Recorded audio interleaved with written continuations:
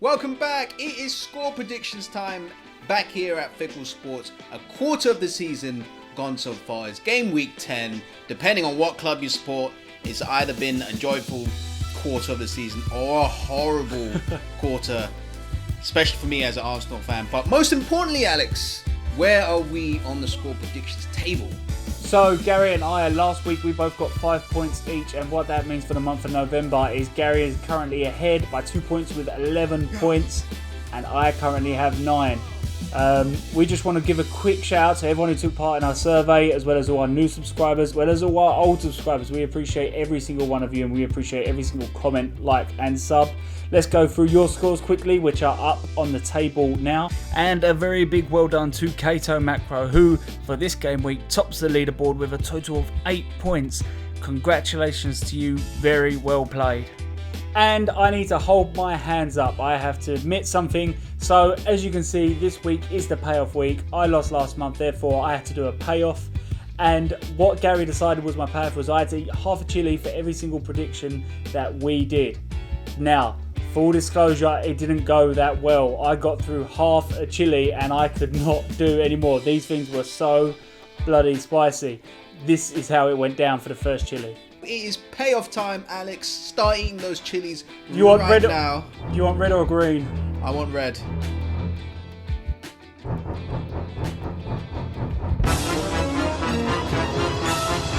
Oh, fuck me, they're hot. Oh, okay, I'm crying. Oh, the red ones are lethal. Don't rub your eyes.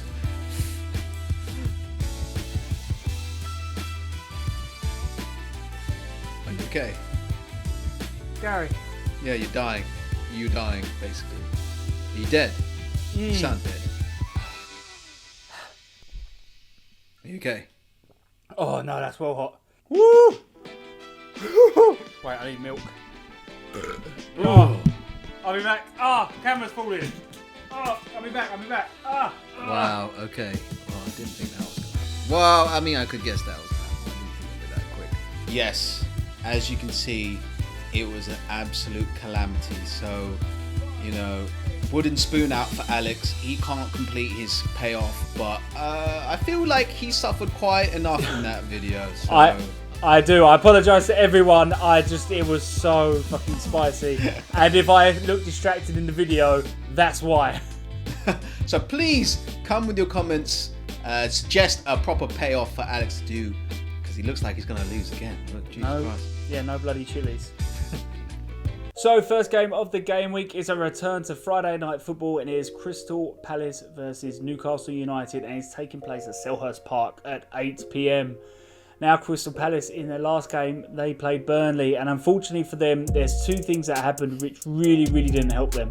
One, Zaha obviously tested positive for COVID. He was ruled out of the game, and let's be honest, Zaha, certainly over the last few seasons, I think any player would miss a player of his creativity.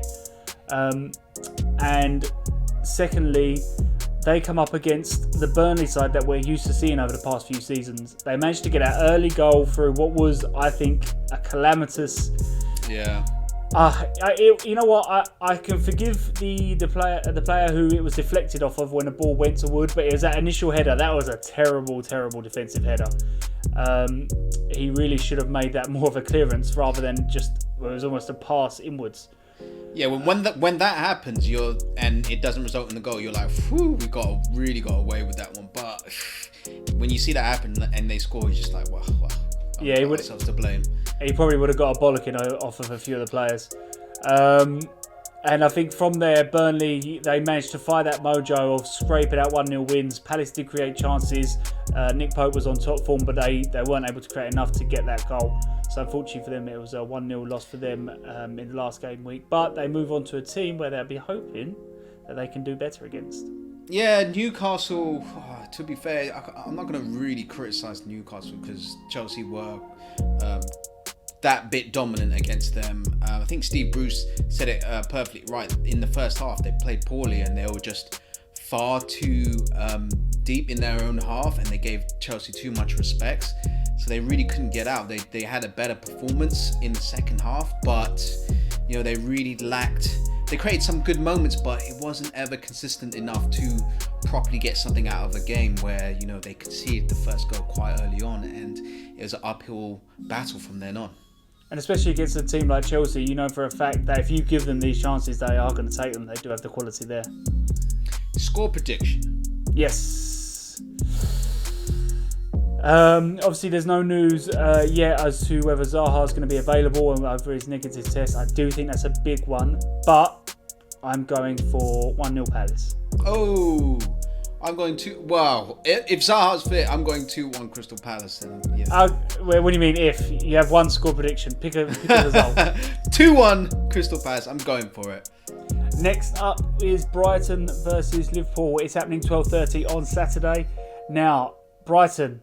I'm upset. I am upset because for months, you know, maybe about a month and a half, I've been back in Brighton. I've been saying they've been performing really well. They just haven't been getting the results. Finally, I caved and I thought, you know what? They're coming up against the informed team in Aston Villa. I don't think they're going to win. And what do? They pull it out of the bag. It was two really good finishes. Probably just what they've been missing in the previous games. Two really, really good finishes. And obviously there was VAR controversy, as there seems to be with every game this weekend. But I don't think Brighton will care. They got the 3 points. Obviously, it's a massively tough game against Liverpool, though. Yeah, Liverpool, you know, everyone in the world wanted them to lose with all their injuries and whatnot, but they rallied really well. I think their chemistry is just far too good. And against Leicester, they did get a bit lucky with that very first goal. I've never seen a more nonchalant own goal from Johnny Evans, who basically scored, you know, a Ronaldinho no-look like own goal into the back of his net. So that was quite funny. And you know, he looked so confused. He looked so confused when it happened. Yeah, just like he didn't realise it happened. He hit the back of his head. And Diogo Jota, you know, the great glancing header. That man is really sniffing out goals, like at an unreal level. We knew he was good at Wolves, but he didn't think he would be this good. Maybe just really going through that purple patch. But you know, yeah, Liverpool well worth the win in this one. What you got score predictions wise? Whew, I really can't look beyond Liverpool. I'm going 3-1 Liverpool. Brighton did well, but it might be a bit too much for them. Yeah, I think I'm in the exact same boat. I'm going 2-0 Liverpool.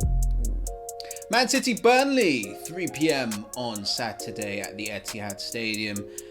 Man City, you know what? I think it was a bad loss, right, against Tottenham. The good old Mourinho versus Pep Guardiola battle, yeah, it was an ugly one. But overall, I think I'm coming to the same conclusion as I did last year with Man City. They just concede way too many goals to be league champions, and that's obviously their aim this year. Those goals against Tottenham, it looked far too easy. Running back towards their own goal, they just got sliced up so quickly against Tottenham, and I don't know. I feel like Laporte is not a really athletic defender positionally.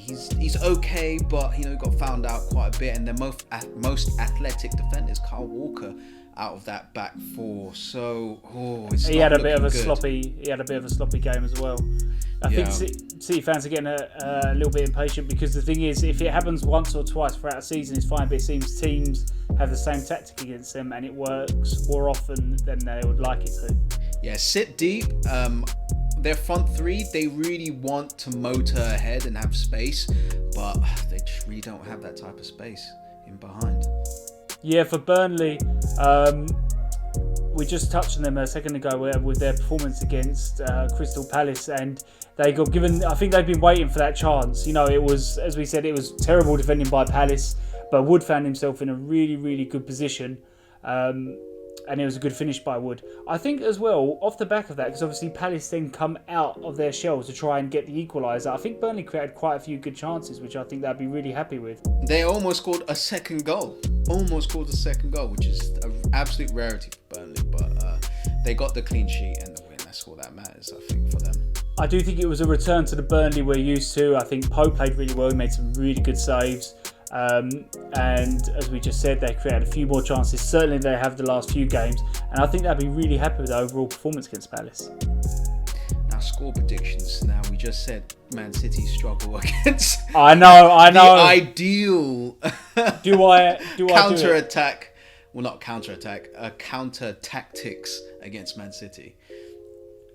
I can't do it. I want to, but I can't do it. I'm going to nil Man City.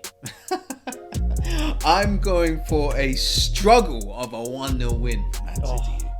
I want to. There's so much of me that just wants to say 0-0, but I can't do it. I see City reacting to the game. Yeah. So we move on to Everton versus Leeds. It is taking place at 5:30 on Saturday, and Everton. Now, they have gone a little bit off form, and I think that included the game against Fulham. I don't know if you watched that game, Gary, but I don't think Everton played... I don't think they played particularly well. I think maybe even it might be fair to say that Fulham might have been the better team. But all that matters at the end of the day is Everton. They took their chances. Dominic Calvert-Lewin with another 2 goals. I see that people are calling him Dominic Calvert-Lewandowski. How the hell do you say that?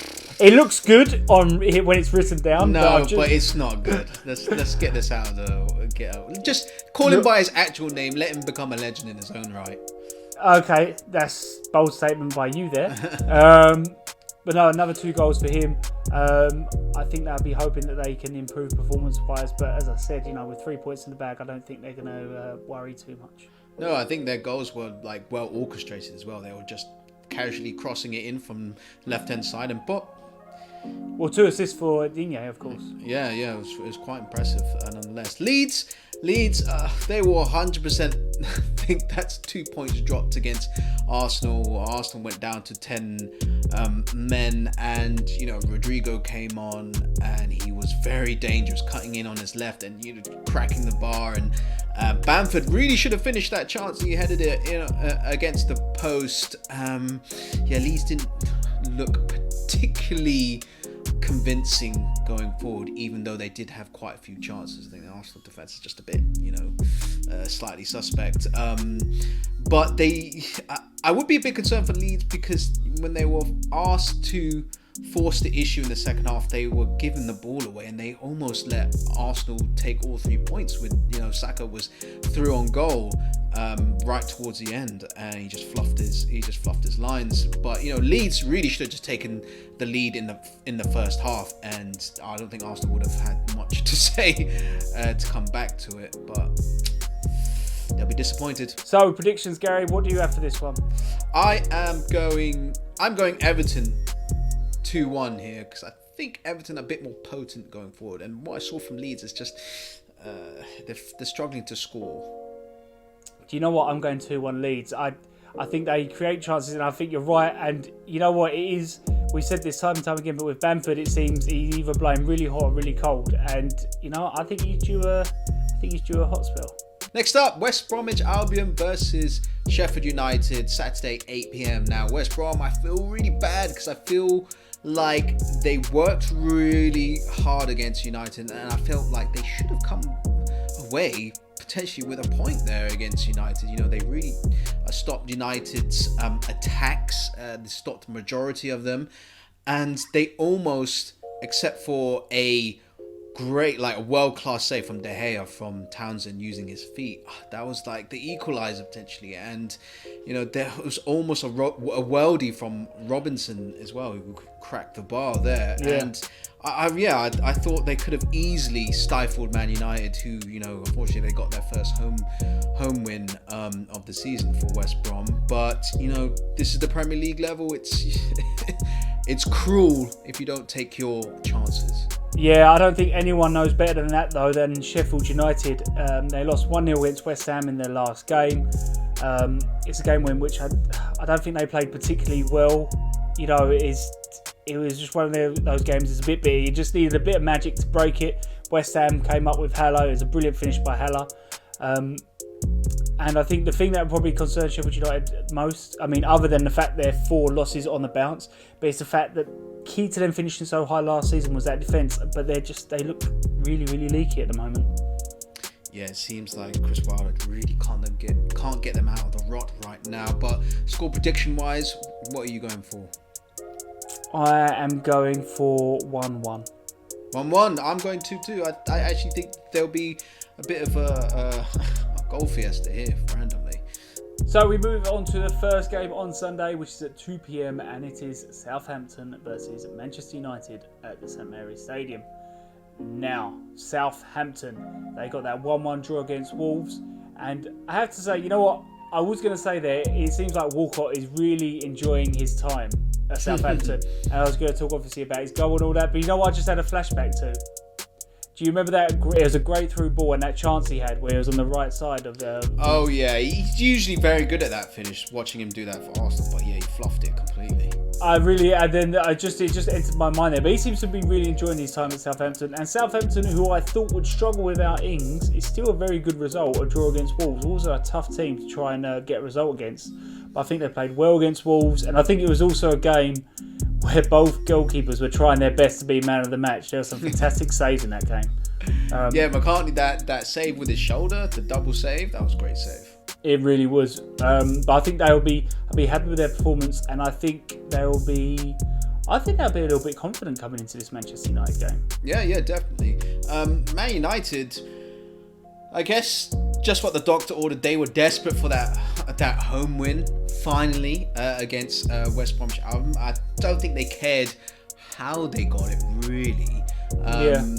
But yeah, penalty decisions going their way for Man United to the ire of every other club in the country. But you know, Man United fans love it. Doesn't matter. They'll fully accept any penalty coming their way. What did you think about that penalty? I thought with Bruno. Which one? Oh, well, yeah, but both of them. But the one that Bruno committed, I thought that was a penalty. I think it's really. I think it was a penalty, but I think it was a really tough decision. The reason why is because the rule is, if he gets a touch on the ball, 9 times out of 10, it's not a penalty. But I think the issue he got is it was such a slight touch on the ball that Gallagher was still in control of it. Yeah, but I thought he had made contact with the leg and the ball at the exact same time. So I was like, in my mind, that's still technically a penalty. But fine, fair enough. No, but I mean, well, my point is, even if he got the ball first, I think he's then got the player, but then Gallagher still had control of the ball. The ball was like still his to protect, and so he's then fouled Gallagher. So I think there's a tough one for the referee. So I certainly don't think it's clear and obvious. I would have forgive the referee, but I don't forgive for VAR picking up and saying and changing what I don't think was a clear and obvious decision. Yeah, and you know, Bruno finished that second chance of a penalty, and back to the world-class saves of De Gea. He had criticism a lot last season and the beginning of the season, but that was a world-class save with his feet. And they'll be looking to do some damage against Southampton. But anyway, score prediction. Who are you leaning towards? This is quite a tough one, I think. It is a tough one. But I'm going for 1-0 Southampton. Oh, okay. Yeah. I think Man United's away form is pretty decent. I'm going to go 2-1 Man United. Next up is Chelsea versus Tottenham Sunday at 4:30 at Stamford Bridge. Now, Chelsea, they looked well good for their win against Newcastle. Quite an impressive display. I was impressed with Chilwell again. You know, there's something about him arriving late into the box at that back post, trying to score off his arse again, but you know he failed to score with his arse this time. But he won't care. I'm sure that's exactly what he was thinking. It's like, oh, I can get another arse goal. Back-to-back weeks of arse goals. That's what we want. But yeah, I think that run, that mazy run by Werner was super, like, world class to set up that goal for Tammy Abraham. But he will be concerned that 2 chances before that were on a plate for him, he kind of messed up. So he more than made up for that chance as well. But they stifled Newcastle. Newcastle didn't really have a shout at all in this game. All Chelsea need to do is never play in that away kit ever again, because it was too unsightly for everyone. You know what? I've always said that you shouldn't really judge a striker on the chances he misses. It's the amount of chances he gets. The best strikers in the world, they just manage to find themselves in good positions time and time again. So if I was a Chelsea fan and see him miss those few chances, I wouldn't be too worried. It's only when you lose that it's a massive issue. But absolutely, no one cares. Absolutely infuriating when you lose. But when you win like Chelsea did, I think it's okay. Tottenham, on the other hand, that was a big win for Tottenham. That was a really, really big win for them. Yeah. Mourinho come with his tactics. He knows. He served it up, didn't he? The Jose special. The thing is, he knows if you play City at City's game, you're going to lose every single time, and he knows that. So he let them kind of play the ball around. I mean, don't get me wrong, City had a lot of chances, and they should have scored at least once. I don't think it's fair to say Tottenham completely shut up shop, but it was a very, very good performance by Tottenham. I think Mourinho will be happy, and he said no one could say it better than Mourinho himself. At the end of the game, he said Pep can keep the possession stats. Mourinho's walking away with the 3 points. Did Guardiola even say anything about that? No, I don't. He's just instigating it. Yeah, Well, it's a Jose special, Portuguese food, super bok on the side, and 3 points. 10% possession. That's the special. It's the 3 points. I think that's all he cares about. Score predictions. What have you got? Last week I didn't back Tottenham against a big team, and I feel like that now. Now I did that, I'm gonna have to go the other way, and I'm gonna go 2-1 Tottenham. Wow. Okay. I think Chelsea have got. Whoa.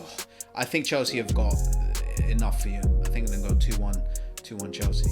Next up is Arsenal versus Wolves, Sunday at 7:50. Pretty terrible time to play a football game. But Arsenal, another Sunday afternoon and a terrible, woeful performance. I'm just going to go straight into it. The red card, Nicolas Pepe.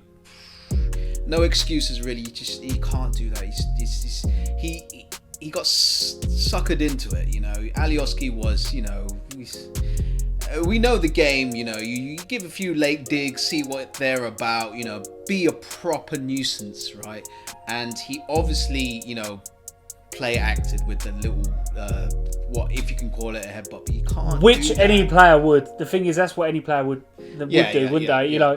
I have to say, I just want to add on Pepe. I think he's really shot himself in the foot there, because he was saying the other day he was unhappy with the minutes he's getting played. Arteta's got every reason in the world not to play him now.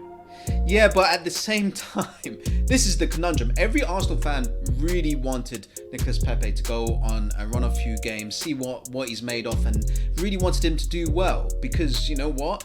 The person that has been taking his opportunities is Willian, who has been even worse than Nicolas Pepe. At least Nicolas Pepe, as inconsistent as he is, has been very dangerous in certain moments throughout the game, whereas Willian is just literally going from retirement home to retirement home around the pitch, and it's just like, it doesn't make any sense. And it seems like one of the non-negotiables for Arteta is starting Willian, which we don't really make sense. But I don't know. We could have lost that game. Should have lost that game, really. But Rodrigo was cracking the post. Bantham hit the post, and we were very lucky to get out of it with 0-0. Yes, Leeds weren't the only ones struggling with the woodwork. Wolves also smacked the woodwork, and they also come up against a very informed McCarthy who made quite a few decent saves. Although that being said, I do think Southampton were the better side. Though Wolves had slightly more possession, I think Southampton did a lot more with their possession, and in the end they had almost double the amount of shots. Wolves will be hoping for a better performance and hopefully a win against Arsenal, because as we saw last season, that once Wolves get that initial kind of win and they get a bit of consistent form going, they are very difficult to stop.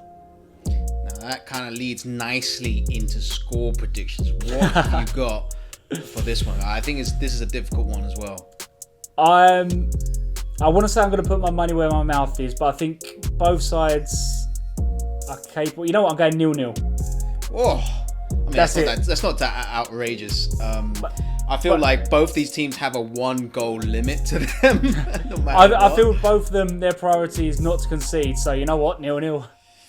I'm going 1-1. I just don't think there's enough in it for these teams to create that many chances, and they don't have the edge of each other. Next up is a return to Monday Night Football, and it is Leicester versus Fulham at 5:30. Now, Leicester, obviously, they played against Liverpool in the last game, and it finished 3-0. It was a game in which, as you mentioned earlier, Gary, Liverpool got a bit fortunate to go ahead, but I think once they did that, they just went through the gears, and Leicester didn't really know what to do. And it's not a Leicester we're used to seeing, because obviously the last 3 games before them, they won all those games. So I think Leicester will be looking for a reaction against Fulham and hoping that they can play a little bit better. But as I'm glad Sky Sports did eventually mention, it took them about half the game to mention it, but Leicester had their own injury troubles as well. Yeah. Hopefully they'll be back for Fulham. Fulham, on the other hand, it was a close game in terms of the score, but I don't know, watching that game, never felt Fulham were really in it. Mainly because they kept conceding ridiculous goals. Dominic Calvert-Lewin bumbled it in, and Iwobi kind of dribbled his way all the way into the box, and then it kind of swung around, and they crossed it in and just headed it in. And I don't know, I don't want to sound like a broken record about Fulham, and I don't know what it is about Fulham and penalties recently, but they're really screwing themselves over with these, because each penalty is so vital, right? I feel bad because the guy slipped and smashed it over the bar, but yeah, don't want to sound like a broken record, but the defending is just way below the standard for Premier League right now. Yeah, 100%. It's quite interesting because obviously I thought Fulham played quite well if you whilst they're in possession, but as soon as they have to defend, it does all go to shit. Yeah, I really want Fulham to do well, but they're not doing too well. But score predictions, what have you got? I can't see past the Leicester win. I'm going 3-1 Leicester. Okay. I've gone for the exact same score. I think Leicester will come back to scoring ways, and yeah, Fulham just can't defend. Sorry. It wouldn't be a score predictions from Fickle Sports unless we got at least one result the same. And that takes us to the final game of the game week, and that is West Ham versus Aston Villa. And West Ham United, they are on some form. Now, I know that if you looked just at the results, that they've got a loss in there and a few draws, but I think if you actually looked at the performances, they gave the reigning champions, even though they lost, they gave them a massive fight. City, they gave them a massive fight as well, came away with a draw. Tottenham, they managed to get an equaliser in the last minute. And then they played Fulham, they beat Fulham. If it weren't for that look-one penalty, but we won't talk about that for too long. And then they come against Sheffield United, who, to be fair, they haven't been playing well, but that brilliant Haller goal. West Ham are in the form of their lives, I think, certainly kind of performance-wise. And I think, as much as Villa have also been on very, very good form, I think Villa should be really wary of this West Ham side. Moyes has them really well organised, and there is a structure there which they can build on, in which they're creating chances, but more importantly, they're shutting teams out. They are a dangerous side at the moment. Yeah, they are. Their performances are so consistent. You're not going to win every game, but you're going to pick up most points with those performances. Aston Villa, right. Premier League life comes at you real quick.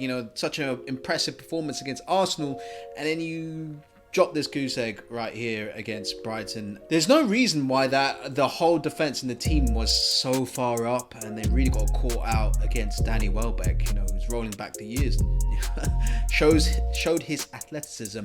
And it was, I don't know, it's quite concerning that I felt that Martinez went down far too early and got lobbed or chipped by Danny Welbeck. But yeah, it seemed like without Ross Barkley, it seems that Jack Grealish just gets absolutely triple teamed for the entire game, and it's a real struggle. I think Jack Grealish really benefits from having Ollie Watkins and Barkley alongside him just to distract the other team, but they'll be disappointed about that. These at home, Villa don't like playing at home. They want to be away. They want the filthiest challenges. They want to spring those counter-attacks and surprise everyone, don't they? But score predictions, what are you going for? I don't know. This is such a tough one. But Question mark. I know. Get rid of those question marks. I'm going for a 1-1. I can't split the two. Okay, fine. I'm going Aston Villa. I'm gonna say they're gonna bounce back. They're gonna win 2-1 here. Anyway, that is all for score predictions game week 10. Thank you for watching. Yes, do like, comment and subscribe and to all our community. Do get your comments in for this video. We hope to chat to you soon. And do not forget, if you want to take part in score predictions, click on the link in the description and get your predictions in there.